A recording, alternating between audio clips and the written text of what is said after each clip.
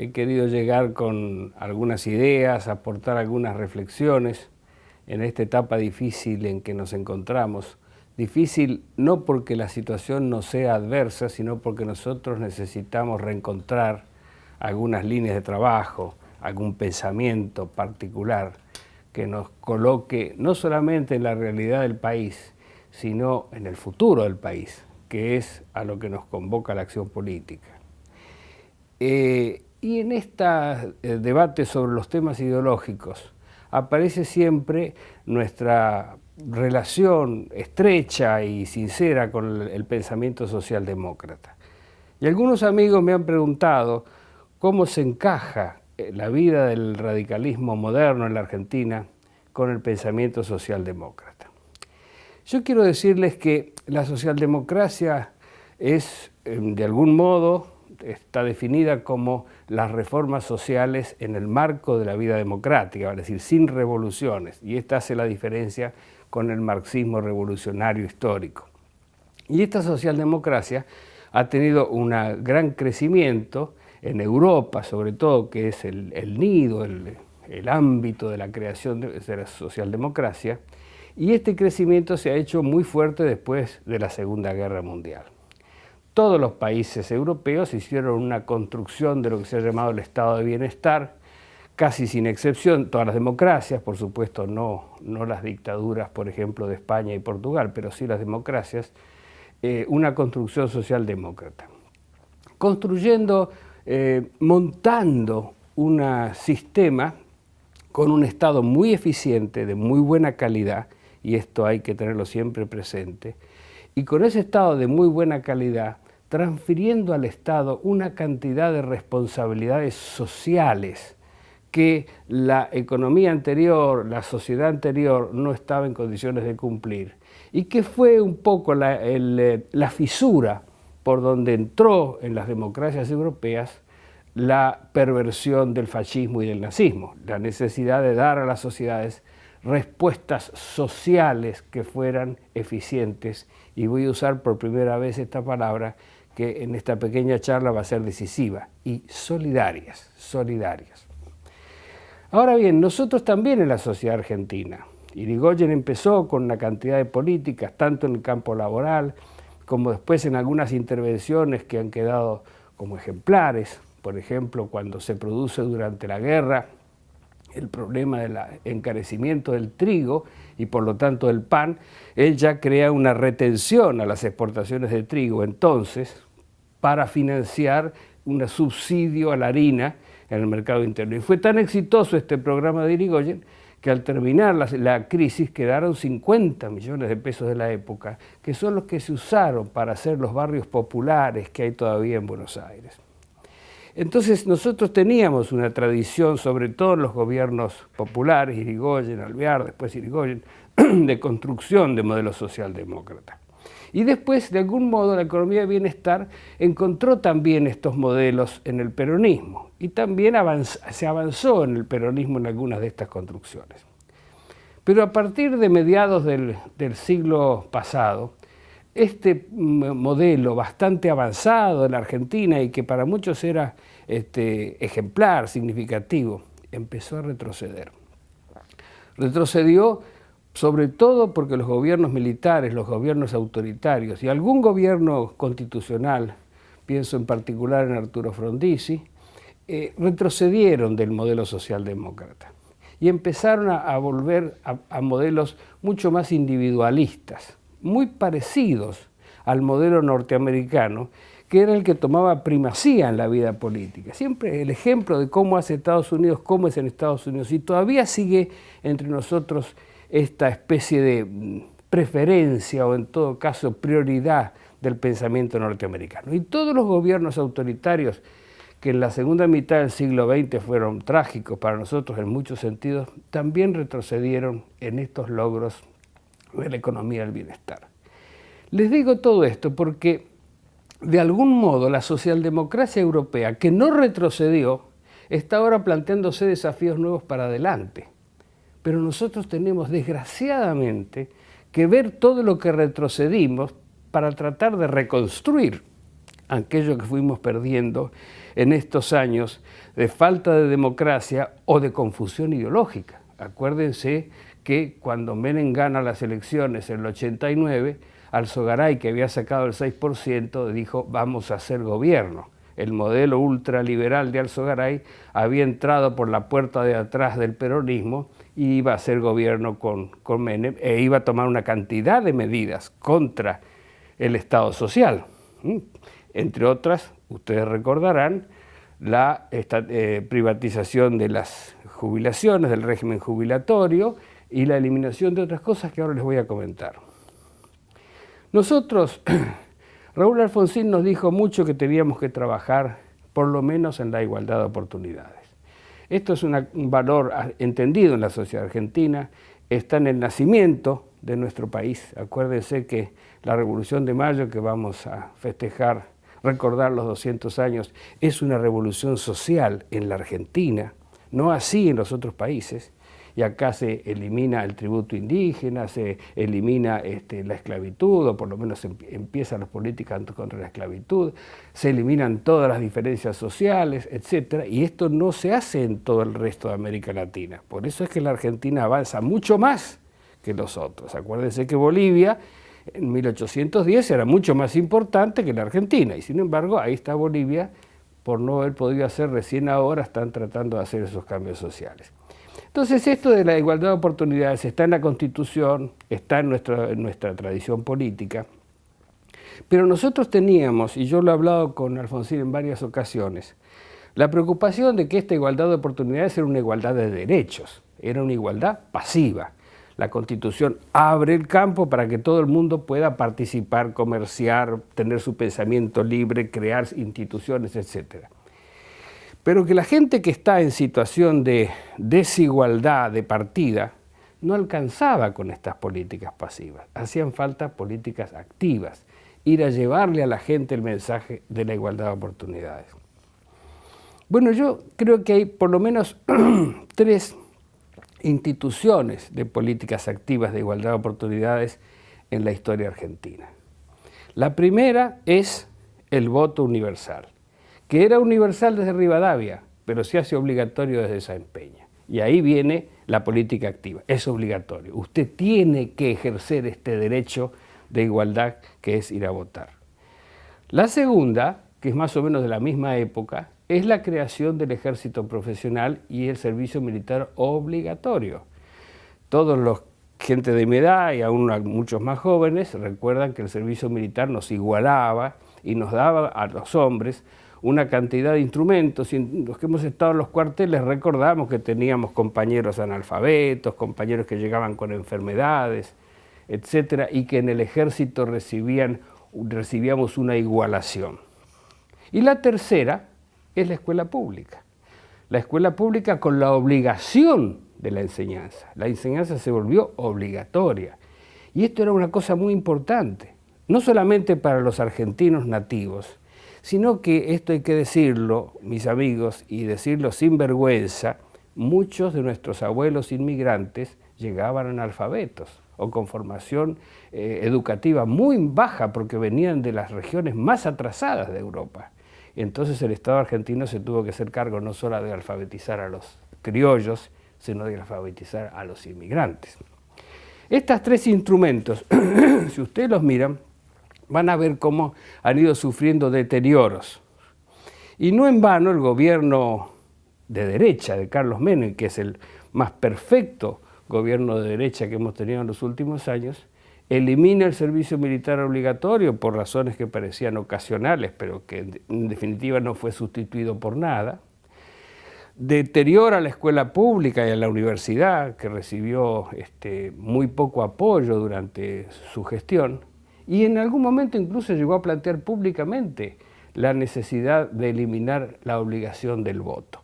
Fíjense qué coherencia ideológica. Esto mientras creaba la jubilación privada y avanzaba en una cantidad de políticas individualistas.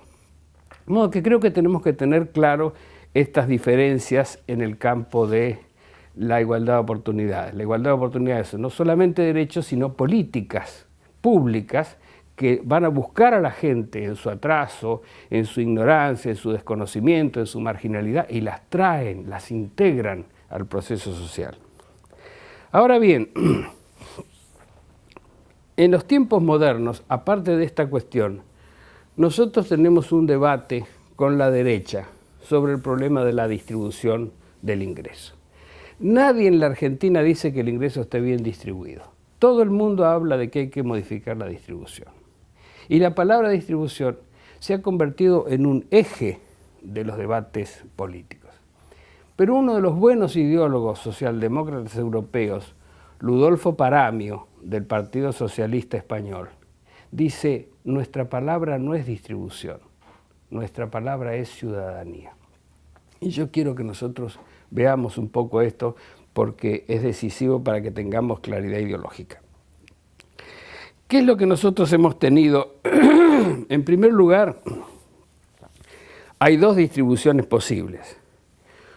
Una es la que siempre propicia la derecha, la que hizo Bush en Estados Unidos, que es bajar los impuestos. Si reducimos los impuestos, lo que hizo el gobierno de Kirchner eliminando la tablita de Machinea, que era un proyecto de impuesto progresivo, era progresista aquello. Bueno, bajar los impuestos y entonces cada uno gasta más de lo que tiene, pero no se intercambian esas bonanzas o esas desgracias, sino que cada uno queda en su carril gastando según la reducción de impuestos. Y esto no necesariamente reactiva, porque los sectores más ricos, que tienen menos impuestos, a lo mejor ahorran más o tienen más gastos suntuarios y no produce una reactivación. El verdadero instrumento, y esto ya lo decía Tacchi, un especialista impositivo argentino, que ustedes tal vez lo recordarán, el verdadero recurso de la distribución es el gasto público. Es el gasto público el que en verdad redistribuye ingresando a través del sistema impositivo. Por eso creo que tenemos que ser muy cuidadosos en subirnos a programas de reducción de impuestos, de cualquier impuesto. Fíjense, no hay impuesto prácticamente en la Argentina que sea realmente malo para los pobres. El IVA es muy fuerte, pero también los recursos que se generan son muy importantes. En cambio, se nos habla de eliminar otros impuestos como el impuesto al cheque. ¿Cuántos pobres pagan el impuesto al cheque? Ninguno. En cambio, los recursos del impuesto al cheque pueden ser muy importantes si son bien usados. Ahora bien, ¿por qué me preocupa esto de la distribución? Porque hay dos distribuciones posibles. Una distribución es la distribución que yo llamo individualista. Con los mayores recursos hacemos más planes trabajar, hacemos más asistencia directa, inclusive está de moda hablar del ingreso social básico o ingreso social universal, y le damos a la gente un mayor dinerito para resolver sus problemas. Pero el dinerito que le damos a la gente a través de esta distribución individualista le permite resolver el problema de la caja, del bolsillo. Pero ¿dónde están los problemas de la pobreza en la sociedad argentina? No están solamente en el ingreso. Los problemas de la pobreza que se han agravado en los últimos 50 años están en otras cosas. Fíjense ustedes, nosotros teníamos en el pasado tres ministerios que se ocupan de lo que yo llamo la distribución solidaria. Distribución solidaria porque en lugar de darle plata a la gente, le da servicio, le da estructura, le da escuela pública de gran calidad, le da servicios hospitalarios u otros sistemas de medicina, vacunación, etcétera, obligatorias también, estos son instrumentos de la igualdad de oportunidad, y les da obra pública, les da transporte, les da todo aquello que los que somos mayores recordamos que tenía la sociedad en la década del 60, por ejemplo, que era transporte público de muy buena calidad, sistema hospitalario de buena calidad y escuela pública de muy buena calidad. Lo que hemos padecido en todo este tiempo es la disminución de estas calidades y con agregados que son dramáticos, que es el desarrollo de condiciones muy adversas para la vida humana desde el punto de vista ambiental, sobre todo en las grandes concentraciones urbanas como el Gran Buenos Aires, el Gran Rosario, etc. Ahora bien, cuando a un pobre que vive sobre el riachuelo en Buenos Aires, que no tiene sistema de agua corriente potable, que no tiene cloacas, que vive en un ambiente contaminado, que viaja para ir al trabajo 2 horas de ida y 2 horas de vuelta en pésimos medios de comunicación, le damos un aumento de 300, 400, 500 pesos o subsidios por hijo, él va a poder mejorar su canasta de alimentos, pero todo eso otro no lo va a poder mejorar.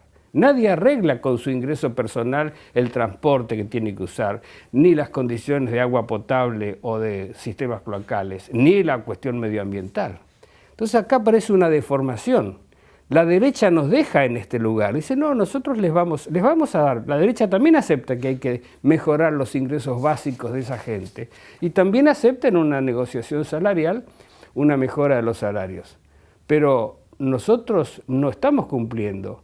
Porque si no hacemos las inversiones públicas solidarias de gran importancia que hay que hacer, a esa gente va a seguir viviendo en pésimas condiciones. Y a lo mejor, como he visto el otro día en un programa de televisión, una entrevista a una familia pobre del Gran Buenos Aires, que esperaba el ingreso social básico para poder pagar la escuela privada de los chicos. Porque en las Villas Miseria, en Buenos Aires, hay escuelas privadas adentro de las Villas Miseria.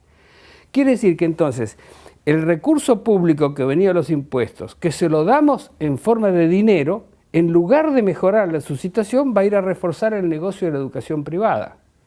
Pero ¿no sería mejor que levantemos la escuela pública para que esa madre decida, como decidían nuestras madres, que no había nada mejor que la escuela pública? Yo me formé, toda mi formación en una familia de 3 hermanos, toda la hemos hecho en la escuela pública. ¿Cuánto dinero le han representado a nuestros padres esta economía? ¿Y qué valor social, y esto es lo que a nosotros nos importa más todavía, tiene que hayamos ido a la escuela pública juntos, el hijo del médico, el hijo de la enfermera, el hijo del peón, y que nos hayamos formado en la concepción de una sociedad común, colectiva todos? Esto lo sabemos todos. Esto es lo que está deteriorado. Pero también está deteriorado el transporte. Y venimos viendo inversiones en autopistas, en sistemas de peaje. La industria automotriz está contenta porque aumentamos la venta de automóviles. Pero ¿por qué no aumentamos los transportes públicos? Teníamos tranvías, teníamos troleibuses, teníamos trenes metropolitanos de buena calidad. Y así son hoy las socialdemocracias europeas. Por eso estos problemas ellos no se los plantean. Porque la autoridad de transporte de la ciudad, del Gran Londres se planteó hace ya muchos años el cálculo de un índice, de un indicador, de cuánto tiempo demoraba un obrero promedio londinense para ir y venir de su trabajo. Y en la década del 60, cuando este indicador arrancó, demoraba entre la ida y la vuelta 1 hora y cuarto. Y a la autoridad londinense le parecía mucho y trataba de bajarla. ¿Cuánto viajan nuestros obreros en el Gran Buenos Aires y nuestros empleados de clase media que viven en las afueras para ir y venir del trabajo? ¿Cuánto pedazo de su vida pierden? Porque además ni siquiera viajan en un medio que puedan ir leyendo o que puedan ir haciendo alguna actividad. Y de esto no nos vamos a ocupar. Esto es lo que se deterioró. Esto es lo nuestro. Estas son las cosas que tenemos que cambiar. Lo mismo pasa, naturalmente, con el hospital. Y lo mismo pasa con otra cosa más oculta, que nos parece casi natural. En los últimos 40 años, se deterioró tanto la calidad del agua del Río de la Plata que los pobres de Buenos Aires, entre los que yo estaba cuando era estudiante, porque era un estudiante de recursos modestos, nos podíamos ir a bañar el domingo al Río de la Plata, a las playas públicas. Desaparecieron las playas públicas. Hay 12 millones de personas en Buenos Aires que no pueden hacer uso del río.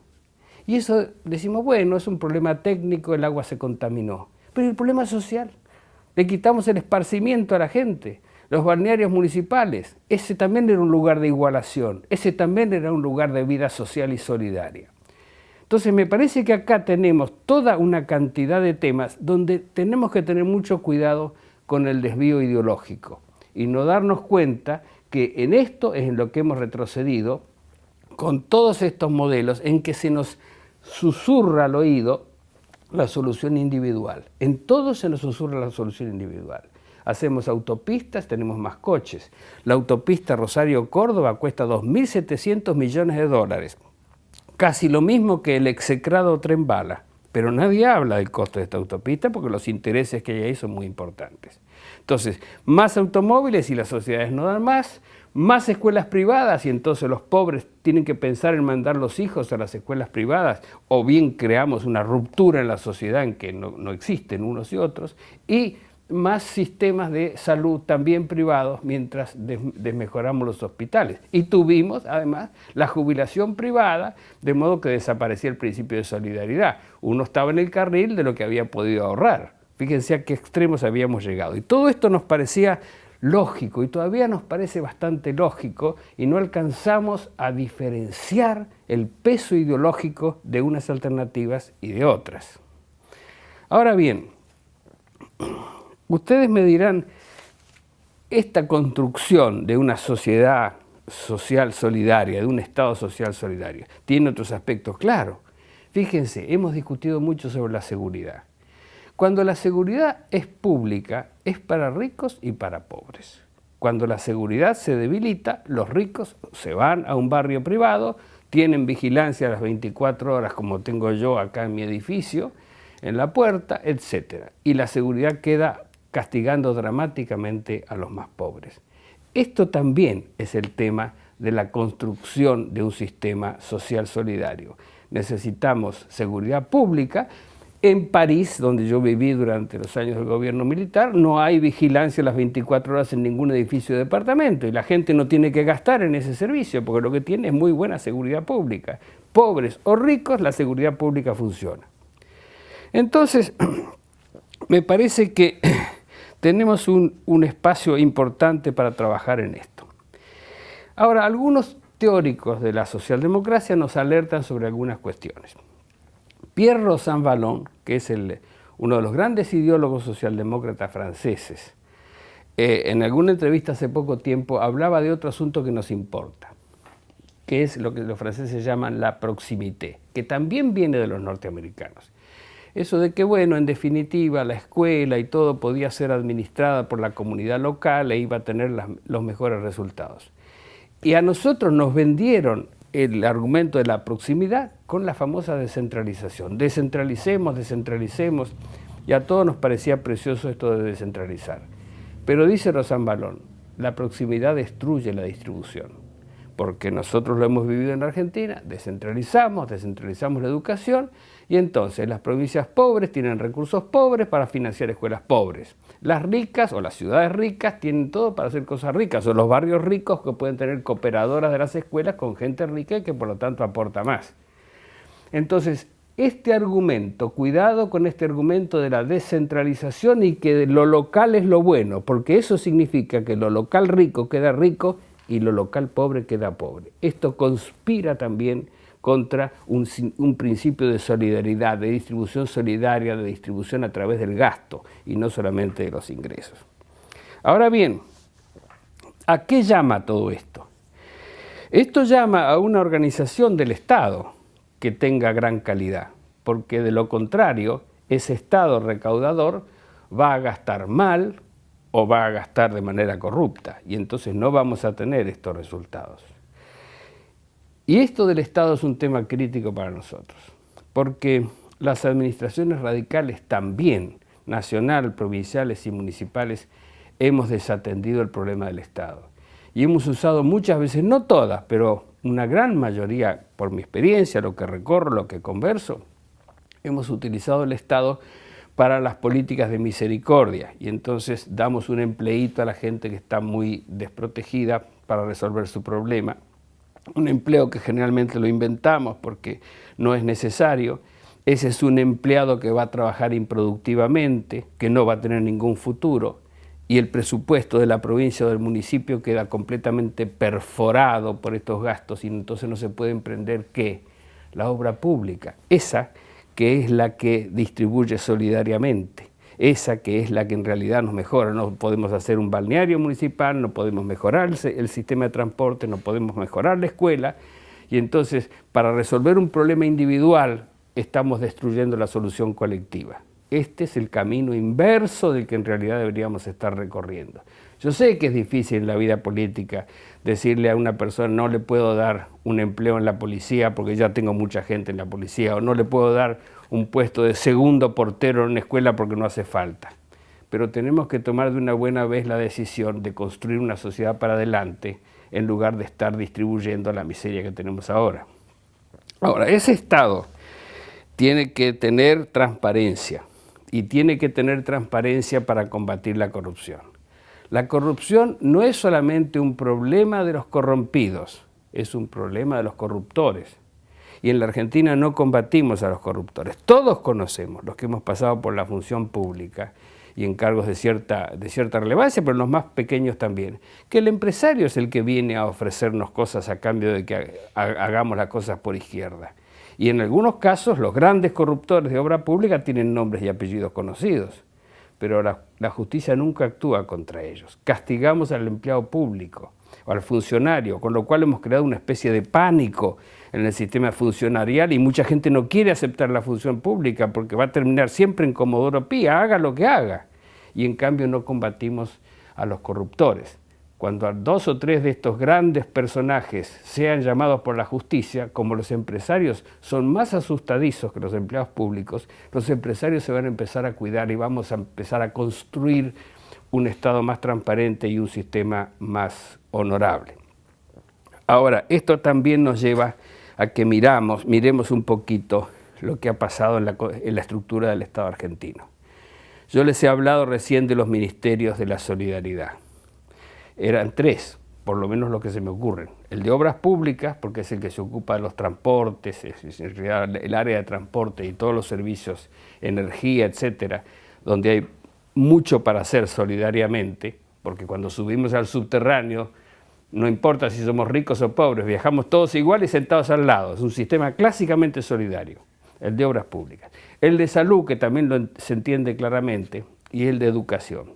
Salud y Educación son los ministerios más deteriorados en los últimos 30 años por los sucesivos gobiernos militares, con las descentralizaciones, con una cantidad de argumentos.